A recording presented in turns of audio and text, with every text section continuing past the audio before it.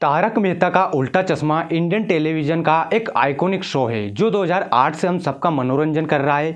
लेकिन इसकी हंसी मजाक और गोकुलधाम सोसाइटी में चमक धमक के पीछे कुछ ऐसी सच्चाई है जो शो की चमक को थोड़ा धुंधला करती है, या कुछ डार्क सच्चाई है जो शो की कहानी को उजागर करती है। आज की इस वीडियो में हम लोग उन एपिसोड के बारे में बात करने वाले हैं जिसको देखने के बाद हम लोग हंसते नहीं हैं और ना ही इमोशनल होते हैं, बल्कि हमें गुस्सा आता है और फ्रस्ट्रेशन महसूस होता है। तो इस वीडियो को एंड तक ज़रूर देखिएगा, क्योंकि जो लास्ट वाला एपिसोड है उसको देखने से आई एम डेम श्योर सिर्फ मेरा ही नहीं आप सबका भी खून खोल जाता होगा, और हो सकता है आपका फेवरेट क्रिंज मोमेंट भी इस लिस्ट में शामिल हो। तो चलिए शुरू करते हैं। तो यार सबसे पहले बात करते हैं मिल्क आर्क के बारे में। एंड आई एम श्योर इस आर्क को देखने के बाद आप सबको भी गुस्सा आया होगा, क्योंकि सोसाइटी वाले कुछ काम ही ऐसा कर देते हैं। इस आर्क का शुरुआत होता है जब अब्दुल सबके घर पर जाकर अपनी दुकान का बिल देता है, जिसमें दूध का दाम 5 रुपये बढ़ गया था। और इस बात को 1 महीना हो गया था, क्योंकि अब्दुल इसके बारे में सबको बताना भूल गया था। तो सबका बिल 150 रुपया बढ़कर आया था। और इस बात से सोसाइटी वाले अब्दुल के ऊपर बहुत ही ज़्यादा गुस्सा हो गए थे, और स्पेशली वो दोगला भीड़े। सोसाइटी वाले अब्दुल को धमकियाँ देते हैं कि दूध का दाम कम करो वरना बाहर से दूध लेना पड़ेगा। जिसके बाद अब्दुल उन सबको समझाता है कि दूध का दाम उसने नहीं बढ़ाया बल्कि कंपनी ने बढ़ाया है। लेकिन नहीं, गोकुलधाम सोसाइटी के पढ़े लिखे समझदार लोग इस सिंपल सी बात को समझने के लिए तैयार ही नहीं थे, और उल्टा अब्दुल को लालची बोलना शुरू कर देते हैं, जिससे बेचारा अब्दुल मायूस हो जाता है। और जब क्लाइमेक्स आता है तब पता चलता है कि जिससे वहाँ लोग दूध ले रहे थे वो संतोष एक्चुअली दूध में मिलावट करके बेच रहा था, और इस पूरे कांड का पर्दाफाश भी अब्दुल ही करता है। अब सोचने वाली बात तो यहाँ है कि इतने समझदार, एजुकेटेड और ज्ञान की बातें करने वाले लोग रहते हैं इस सोसाइटी में, लेकिन फिर भी इतनी बेसिक सी बात नहीं समझ पाए कि अब्दुल ने प्राइस को नहीं बढ़ाया बल्कि कंपनी की तरफ से बढ़ाया गया है। और कौन सा 10-20 रुपये बढ़ा दिए थे, मात्र 5 रुपये की तो बात थी। जैसे 5 रुपये बढ़ाने पर इन गोकुलधाम वासियों का बजट हिल गया हो। वैसे तो साल में 1-2 फॉरेन ट्रिप से मार ही लेते हैं, महंगे महंगे शॉपिंग करते हैं, सोसाइटी में हर महीने कुछ ना कुछ नौटंकी होती ही रहती है, तो इस टाइम में उनका बजट नहीं हिलता। लेकिन यहाँ पर उन सबको दिक्कत हो गई थी, और इसी आर्क में सोसाइटी वालों को असली दोगलापन भी बाहर आ जाता है।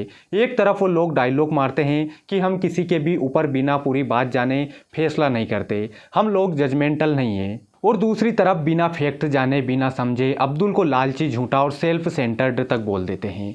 और यहीं वहीं अब्दुल है जो बिना पैसों के सोसाइटी वालों की मदद करने के लिए अपनी दुकान तक बंद करके चला जाता है। चाहे सोसाइटी में नल ठीक करवाना हो, प्लम्बर को बुलाना हो, झाड़ू वाले को बुलाना हो, या सोसाइटी में कोई डेकोरेशन करवाना हो, या किसी के घर पर कोई सामान देना हो, या कोई भी महिला मंडल को मदद लगती है तो सब अब्दुल को ही याद करती है। लेकिन उस दिन महिला मंडल ने भी अब्दुल का विरोध किया था।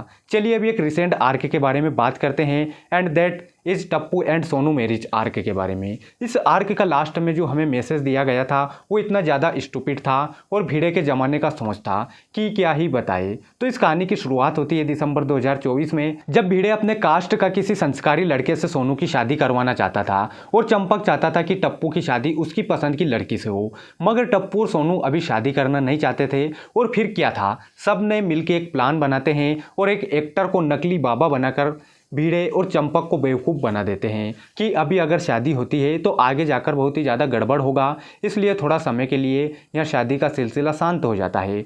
लेकिन जैसे ही अपना भिड़े मास्टर को पता चलता है कि उनको बेवकूफ़ बनाया गया है, तो वह सोनू की शादी करवाने के लिए और भी पहले से ज़्यादा हड़बड़ाने लगता है। जिसके बाद टप्पू और सोनू इन सब बातों से फ्रस्ट्रेट हो जाते हैं और फिर भागने का प्लान बनाते हैं।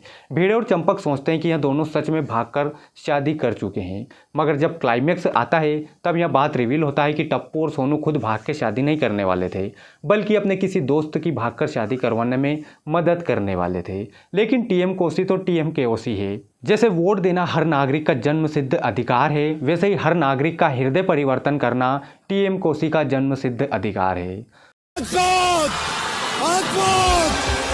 तो मोरल ऑफ द स्टोरी यहाँ था कि पप्पू सेना अपने ही दोस्तों को धोखा देते हैं, और रीज़न यहाँ बताया गया था कि बिना अपने माँ बाप की मर्जी से शादी मत करो वरना कभी भी खुश नहीं रह पाओ। भाई उन दोनों के पेरेंट्स को तो इस रिलेशनशिप के बारे में पता था, मगर फिर भी वो लोग इस शादी को करवाना नहीं चाहते थे। तो ऐसे सिचुएशन में उन दोनों के पास एक ही ऑप्शन बचा था, कि वो भाग के शादी करे। को क्लाइमेक्स में यह दिखाना चाहिए था कि अगर रिलेशनशिप जेन्युइन है, म्यूचुअल रिस्पेक्ट और अंडरस्टैंडिंग है तो लव मैरिज के लिए स्टैंड लेना गलत नहीं होता है। और आयरनी तो देखिए, सोसाइटी वाले लव मैरिज को पहले भी सपोर्ट कर चुके हैं, जैसे पोपटलाल एंड बुलबुल, बाघ एंड बावरी, डरावनी दुल्हन, लेकिन यहाँ पर वो लोग पलट जाते हैं। इसके बाद बात करते हैं इस शो का one of the worst arc, that is 10 crore की साड़ी वाला आर्क। यह आर्क इतना ज़्यादा स्टूपिड था कि एक तरफ तो हमें दिखाया जाता है कि गोकुल धाम की सोसाइटी की महिलाएं कितनी ज़्यादा समझदार है, कितनी ज़्यादा सेंसिबल है और हमेशा लॉजिकल बातें करती है। वहीं दूसरी तरफ इस आर्क में और स्पेशली वहाँ दया जेठालाल से अपना प्यार प्रूफ करवाने के लिए कितना ज़्यादा अनरीजनेबल डिमांड करती है। आपने धमाल मूवी तो देखी होगी, जहाँ लास्ट में सभी लोग एक बड़े से डब्ल्यू के नीचे 10 करोड़ रुपये लेने जाते हैं, जहाँ पर ये छोटा सा बच्चा 10 करोड़ रुपये लेने की बात करता है। मुझे 10 करोड़ मिल गए ना, उसमें से 1 करोड़ तेरे को दे दूंगा। ज्यादा चाहिए तो 2 करोड़ दे दूंगा। फिर कितने चाहिए? सेम उसी तरह गोकुल धाम की औरतें भी 10 करोड़ की साड़ी लेने की जिद करती है। एक्चुअली होता क्या है कि सभी पतियों की तारीफ सुन के कि वहाँ लोग अपनी पत्नियों से कितना ज़्यादा प्यार करते हैं, दया भी यहाँ जानना चाहती थी कि जेठालाल उससे कितना ज़्यादा प्यार करता है। जिसके बाद वो लोग एक ज्वेलरी एग्जीबिशन में जाते हैं, जहाँ पर 10 करोड़ की साड़ी को देखकर दया और बाकी के लेडीज़ जेठालाल को एक दिन के लिए साड़ी लाने के लिए इमोशनल ब्लैकमेल करने लगते हैं। और ना चाहते हुए भी जेठालाल को अपना प्यार साबित करने के लिए यह सब करना पड़ता है, मगर वो कर नहीं पाता। जिसके बाद मेहता साहब जेठालाल को एक आइडिया देते हैं कि जीतू भाई जो कि तुम्हारे शर्ट बनाता है, उनके पास जाकर एक सेम टू सेम दिखने वाली डुप्लीकेट साड़ी बनाकर इनको दे दो, किसी को क्या ही पता चलेगा। बट आपको पता है कि जेठालाल कोई काम करे और उसमें कोई मुसीबत ना आए, ऐसा हो सकता है क्या? मजाक हो रहा है, एक सेकंड यार, मजाक हो रहा है। कोइंसिडेंटली जब जेठालाल यहाँ डुप्लीकेट साड़ी लेकर आता है, उसी टाइम पर जो ओरिजिनल 10 करोड़ की साड़ी था वह चोरी हो जाता है। जिसके बाद जेठालाल चोरी का जुर्म में फंस जाता है और क्लाइमेक्स में तो हमें यह रिवील होता है कि चोरी करने वाली कोई और नहीं थी बल्कि ज्वेलर की वाइफ थी। यहाँ आर्क इतना ज़्यादा पुअर रिटर्न था कि जेठालाल जो कि 20,000 का नकली साड़ी लेकर आता है, उसमें जो ब्लाउज़ था वह सभी लेडीज़ को फिट आ जाता है। उसमें कोमल भाभी हो चाहे बबीता हो, सबको एकदम फिट आ जाता है। सब क्या देखना पड़ रहा है, अच्छा है मैं अंधा हूँ। और सबसे फालतू बात तो यहाँ था कि दया का इस अनरियलिस्टिक डिमांड को बाकी की महिलाएं भी सपोर्ट करने लगती है और इमोशनली प्रेशर डालती है, जैसे कि असली प्यार सिर्फ तभी प्रूफ होगा जब बंदा 10 करोड़ का साड़ी लेकर देगा। तो अब लास्ट में जिस आर्क के बारे में हम बात करने जा रहे हैं, आई एम डेम श्योर उसको देखने के बाद सिर्फ मेरा नहीं आप सबका खून खोल जाता है। And that is Champaklal angry on Jethalal. तो एपिसोड 189 वाला यहाँ सीन तो आप सबको याद ही होगा, जहाँ पर गड़ा परिवार एक साथ डिनर करने का प्लान बनाते हैं। सब बहुत ही ज़्यादा एक्साइटेड होते हैं, लेकिन जेठालाल टाइम पर नहीं आ पाता क्योंकि उसको एक बहुत ही इंपॉर्टेंट बिजनेस पार्टी में जाना पड़ता है। और इस बार जेठालाल पहली बार अपना स्टैंड लेता है क्योंकि हर इंसान को परिवार को खिलाने के लिए काम करना पड़ता है और अगर काम नहीं करेगा तो घर कैसे चलाएगा।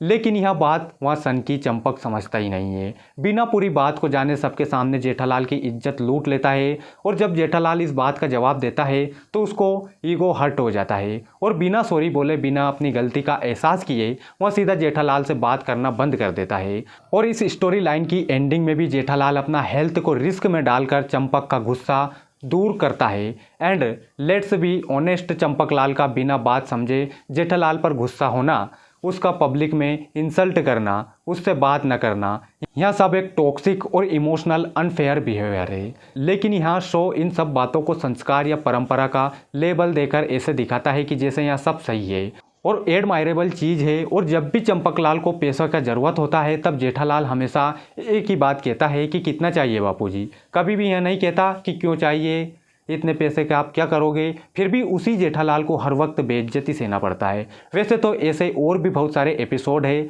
जिसको देखने के बाद हमें गुस्सा आता है। अगर उसको बताने लगा तो वीडियो बहुत ज़्यादा लंबा हो जाएगा। आपको सबसे ज़्यादा गुस्सा किस आर्क में आया कमेंट में ज़रूर बताना। और भी कोई ऐसे आर्क हो जिसके बारे में आपको पता हो तो हमें कमेंट करके बताना। अगर वीडियो आपको अच्छी लगी हो तो वीडियो लाइक शेयर सब्सक्राइब करना ना भूले। तब तक के लिए बाय।